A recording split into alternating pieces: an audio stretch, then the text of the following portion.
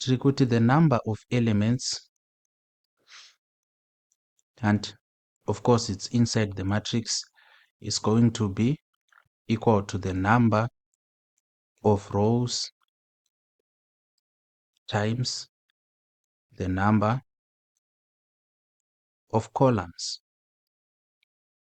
This is what we are dealing with. So let me put this in a box because of its importance.